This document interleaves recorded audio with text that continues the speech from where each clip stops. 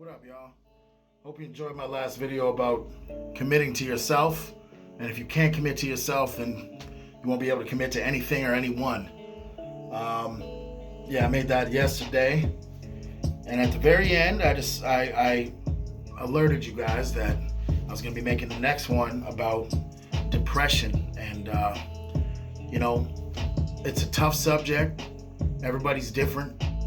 I think a lot of people do the same mistake. They when they go to the doctor, they just believe everything they hear, take it for what it is, and move and grab the meds and go home and kind of deal with it.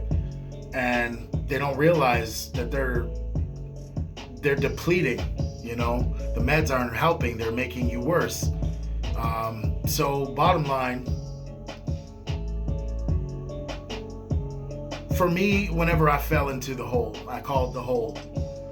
You're just nothing. You're not happy at the core. You know what I'm saying? And this has been a long battle for me, but I'd say the last 3 years I've found a way to manage it without any meds, without none of it. So I'm not going to get in deep detail about my life and certain stages of it, but the last time that I fell into a world of depression was the hardest. I was in a new situation with a new woman. I was having nothing but problems at the job. As a matter of fact, the job was a part of my depression. Bad people, terrible. Like the job was amazing, but the people were just absolutely stupid. So regardless, it put me to a place where I'm like, okay, counseling's not working. I avoided the meds for so long. I just couldn't find the strength to figure out shit on my own. So I reached out to the medical system. All right? And this is where things went south. This doctor, who is an American doctor practicing in Canada, so he has a special license, obviously. I should have fucking thought about that when I went there, but this is the thing. People forget. They don't know medicine. They're practicing medicine. They're practicing it. So if it don't work on you, they just switch it up until something fits you. But at the same time, every time you switch it up to fit yourself, you're fucking with your brain. They are fucking with your brain. Those pills fuck with your brain. It rewires your brain, and sometimes not for the better. Sometimes for the worse. I've heard of people taking meds and then starting getting suicidal thoughts. Well, I was very close to that. Now I'm talking about thoughts. Not that you would, but thoughts. Okay?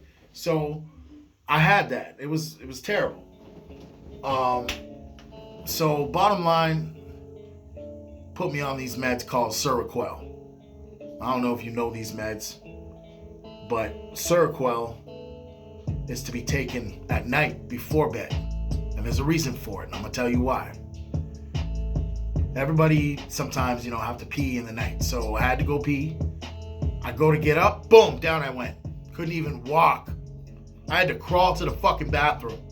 And at the time, my woman was not supportive about it at all. Matter of fact, anytime we ever got in any kind of argument, first thing she would say, "Did you take your meds?" And that, to me, is like the lowest thing you could say to somebody that is struggling with something like that. Okay, so she, that really, it put me in a darker place. The one person I need to really support me and understand my world and where I'm at and where I'm trying to go, they failed me. You know what I'm saying? So that's really what started all the bullshit. So bottom line, I wasn't telling people that I stopped taking it. It already had messed with my brain. It didn't make me happier at all. It made me more tired, lethargic. Just, I couldn't even smoke. I just couldn't. I couldn't function. I didn't want people around me. I didn't like to be talked to because then that meant I had to talk. All I wanted to do was watch shows and play video games if I could. And even those things were depressing. I couldn't find the light in anything. And so I stopped taking those meds. And I guess I missed the part. I went and seen this doctor to get on those meds, but those meds are to treat bipolar disorder. Bipolar 2, I believe. That's what he diagnosed me with. And the way he diagnosed me with it was a damn chart. There's just a sheet of paper, one sheet, and it's got some questions on it. And you fill out you circle in the parts that fit the way you feel. And then they look at it and say, "Oh, you're bipolar. Oh, you're this. Oh, you're that." Got a fucking diagnosis in 5 minutes. Not even. Maybe even 30 seconds of him looking at that paper. So I find that to be very dangerous. And I felt like I was being put on meds that I didn't need, because they were doing shit to me that made my life significantly worse. Okay, so fast forward to the part where I stopped taking them.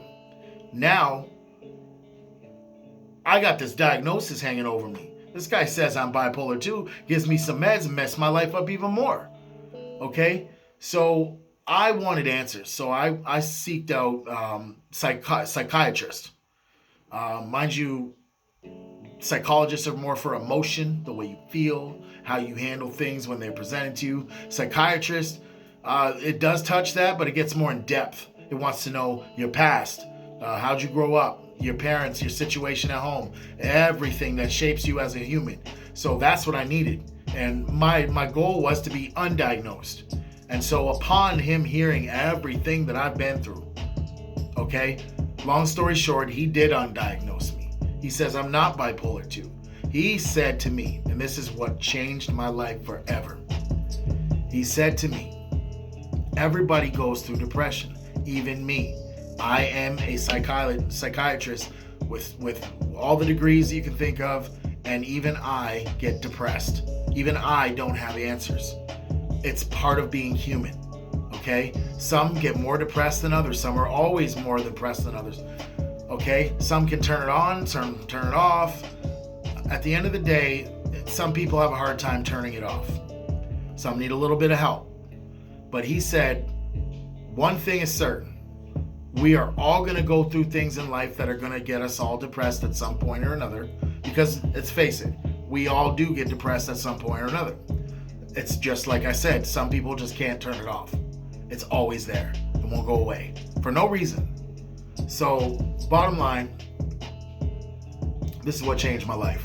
He said to me, with everything that I told him, that I need to stop allowing other people to make changes for me. I need to stop adapting to adjust to their levels and start making my own decisions and control my own environment so that they can adapt to me.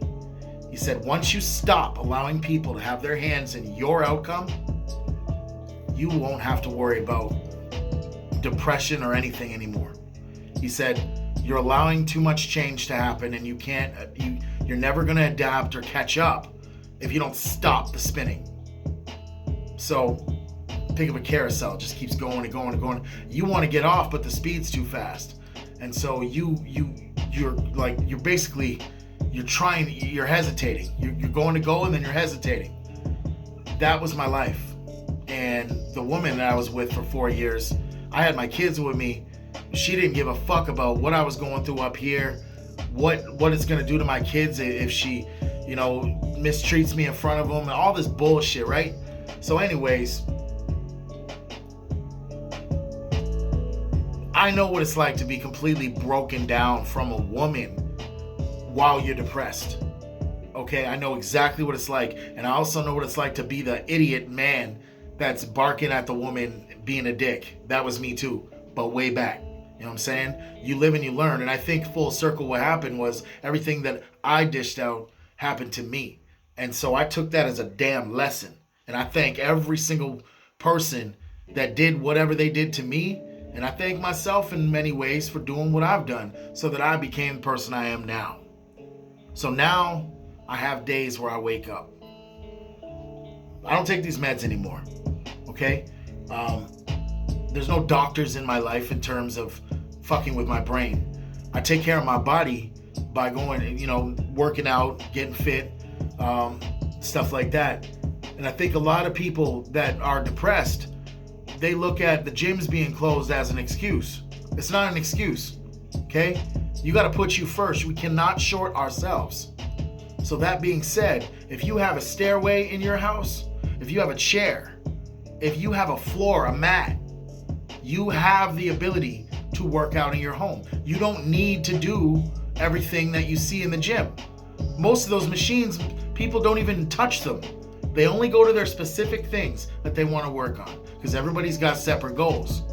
But there's a lot of shit you can do to break a sweat every day just to keep your body in tune with life. And I'm gonna tell you, just from that alone, that's gonna eat up. It's gonna add. It's gonna have your brain firing on all cylinders, okay? And it's gonna definitely. You're gonna see progression. You're gonna see less lazy days. When you have shit to do, you're gonna get it done, and that in itself, it cleans up your life.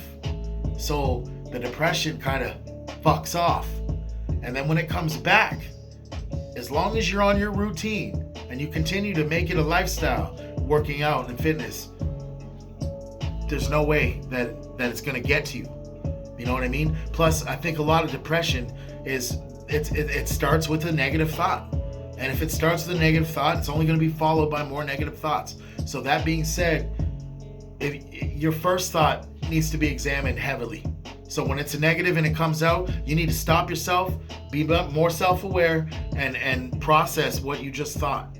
Is it real? Is it authentic? Is it reality? Or is it fantasy? Is it something I'm just making up because I'm miserable today and I'm broke or whatever the fuck? You know what I mean? Everybody's got weird reasons for why they behave the way they do. I'm truly happy with who I am right now. You know what I'm saying? I'm truly happy with that. And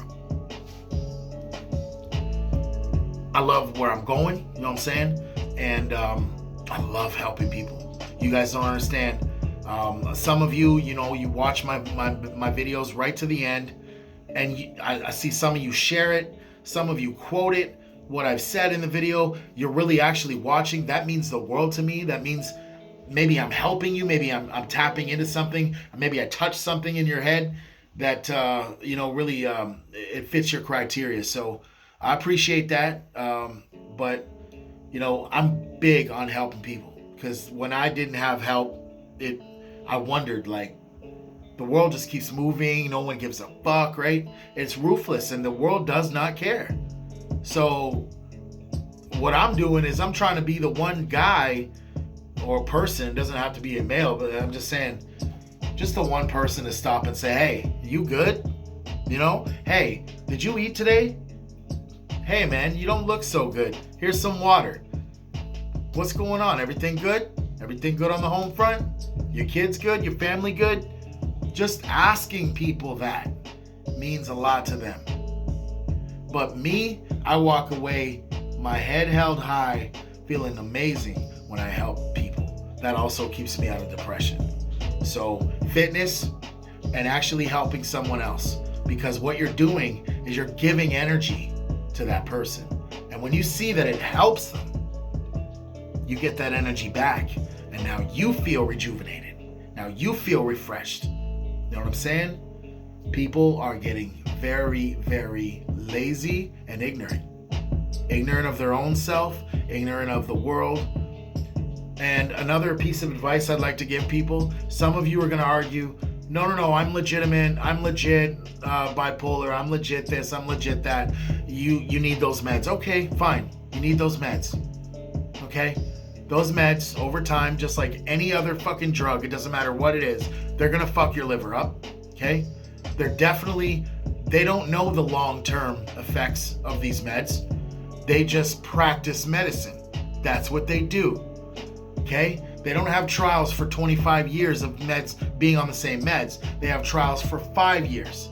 Okay? And then they distribute it to the public. So if it's beyond 5 years, there's no trials for that because they stopped them. Because they moved on to the next big med or whatever. It's a money game, right? So they want you on your meds. They don't want a misdiagnosis and then a psychiatrist coming along and undiagnosing someone. They don't want that. You know what I'm saying? Because Doctors lose money. The big pharma lose money. So, but this is what I'm going to tell you, my piece of advice. You see how I got diagnosed, but I did not accept that diagnosis because I monitored the way I felt and I realized something's wrong. And if you think that, if you even have a hunch of that, that's your instinct, and most likely it's correct. So you know what you do? You don't just accept the first doctor's diagnosis. You go and get a second opinion, and then a third, and then a fourth, and then a fifth. Why? Because you fucking matter. That's fucking why. All right? So if you feel that you're depressed, I want you to overly confirm that shit before you put those dirty ass poisonous meds inside your body that will rewire your brain and turn you into a fucking zombie or someone that's never gonna be fucking happy, never gonna be fucking willing to put in the effort on themselves, on someone else, commit to any situation. They're never gonna know what the simple things like what they want for dinner, what they're gonna do tomorrow. They're just gonna be broken all the time. Okay, that's what those fucking meds do to you. So there's the things right there. Okay, fitness, help people, music, and if you do actually need these meds or you believe it, don't just settle for the first doctor that says something. You get second, third, fourth, fifth opinion, however many opinions you need, because you fucking matter. All right. So that's all I have to say about that. I'm sorry about the lengthy video. The next video I put out is about people that make excuses, people that just don't have it in them to just do what needs to be done. Please subscribe, everybody. I love y'all. Take care. Peace.